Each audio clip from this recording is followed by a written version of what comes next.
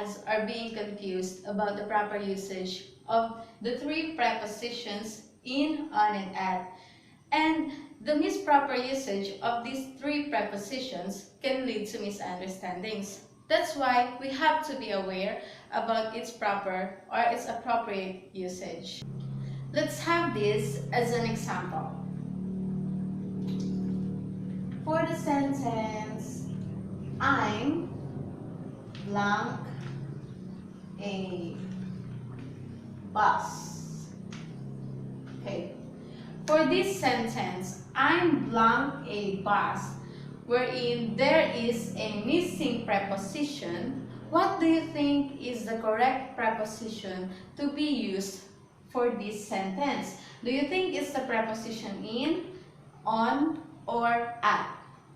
What do you think is the appropriate preposition so we can complete this statement or this sentence?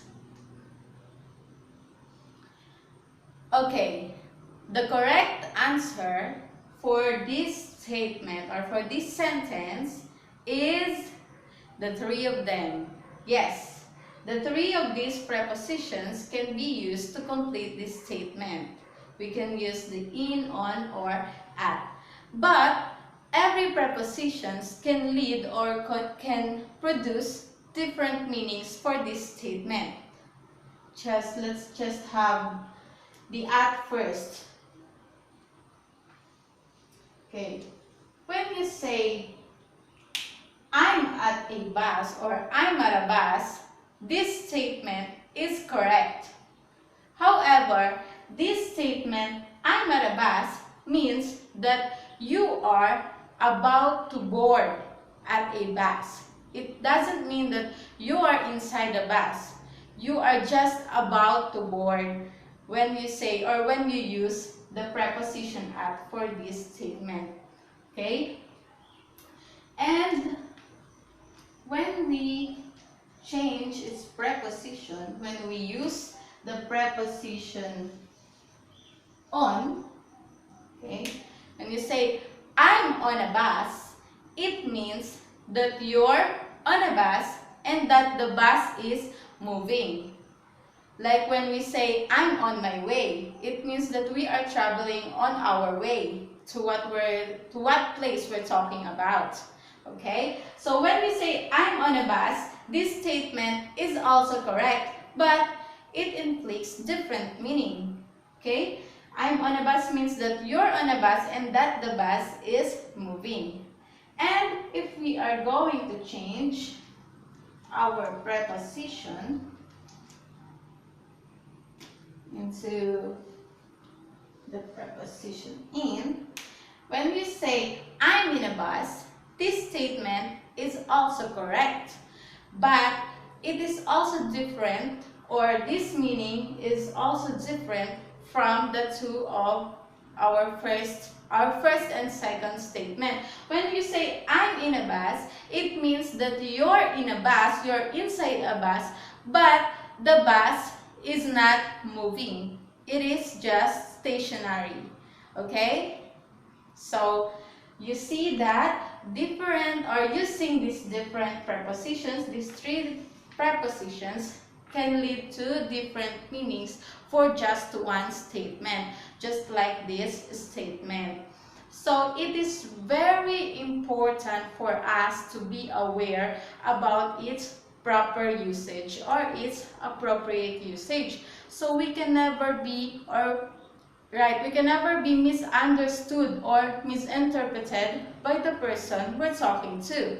So today we are going to tackle and we are going to discuss, we're going to explain to you the proper usage of these three prepositions in, on, and at to indicate time and place. Let us first discuss the prepositions in, on, and at to indicate place or places. The word at shows us where something or someone is located. It doesn't tell us whether it is above, below, beside, or inside. It simply shows us the specific location or the exact position of something or someone. This is the first example. Father works at the office. We use at to indicate the word office, which is the specific location where the father works. The next example is the girl is at the window. Again, we use at to indicate the window, which is the specific place where the girl is. We also use at when stating our home address. For example, I live at 703 Alcantara Street. Next is the preposition on. We use on when one thing is attached to or touching another. It is used to tell us that the noun is on the surface. For example, the mirror is on the wall. On is indicating the mirror which is attached on the wall. Another example is the stain is on his shirt. On is indicating the stain which is on his shirt. Also, on is used for the names of streets, highways, avenues, and drives. For example, John lives on Murphy Street. The last one is the preposition in. We use in when talking to a position inside something else. For example, the clothes are in the closet. We use in to indicate the clothes which are inside the closet. Another example, the news is in the newspaper. We use in to indicate the news that is inside the newspaper.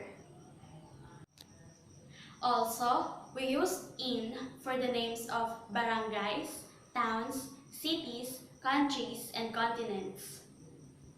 Now that we already tackled about these three prepositions and how to use them to indicate place, let's now move on using them to indicate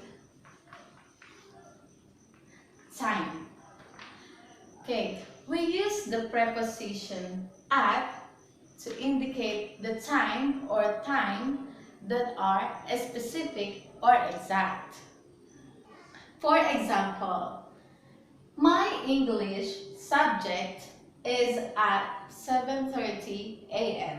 Okay, for this sentence, we use the preposition at. Like what I said, we use preposition at for a specific time. So this preposition indicates the time 7:30 a.m. There is no other 7:30 a.m. within the 24 hours of the day. That's why it is considered as a specific and exact time. So, because it is a specific and exact time, we have to use the preposition at because it goes to be a specific or exact time. Another example.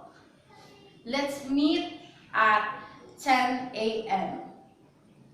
When we say 10 a.m., there is no other 10 a.m. within the 24 hours of the day, right?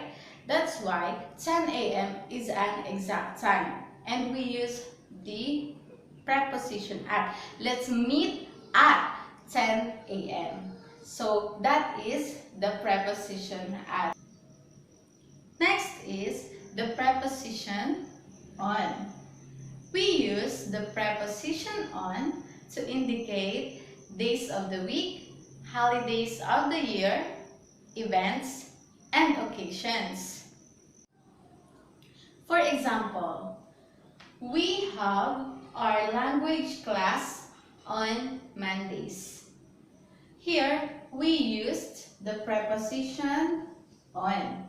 And this preposition indicates the word Mondays, which is the time where we have our language class. And Mondays, or Monday, is obviously one of the days of the week. Like what I said earlier, that we use the preposition on to indicate days of the week, holidays of the year, events, and even occasions. So, when we say Monday or when we include Monday on our sentence, we use this as a time and we need a preposition to indicate this word, we use the preposition on because it is one of the days of the week. Another example, you will be the luckiest girl on your birthday. Okay, you will be the luckiest girl on your birthday. We use the preposition on because your birthday or birthday is an event or an occasion. Wherein, like what I said, we use the preposition on to indicate the days of the week, holidays of the year, events, and occasions. Last is the preposition in. We use the preposition in to indicate general moments in time, week, months, and year. It also expresses indefinite reference to time. For example, Philippines was discovered in 1521. Here, we use the preposition in. And this preposition indicates the time 1521. 1521 is the time where Philippines was discovered. And this statement or this sentence used the preposition in because like what I said earlier, that in is used to indicate general moments in time, week, month, and year. So 1521 is a year, obviously. Okay, another example. Jane decided to do her assignment in the morning. So we use in the morning. And morning is the time where Jane decided to do her assignment.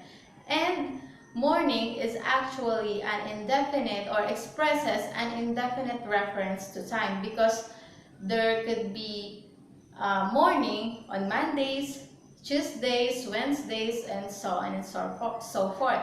But this word is an indefinite reference to time. That's why we use the preposition in. And like I will repeat, the preposition in, we use it to indicate general moments in time, week, month, and year. And it also expresses indefinite reference to time. Now, let's test if we learned a lot from our discussion for today. I will write some sentences here and we're going to fill the blanks with appropriate prepositions. Okay, ready? Okay, let's start. The first sentence is, Jane is waiting for you, blank, the bus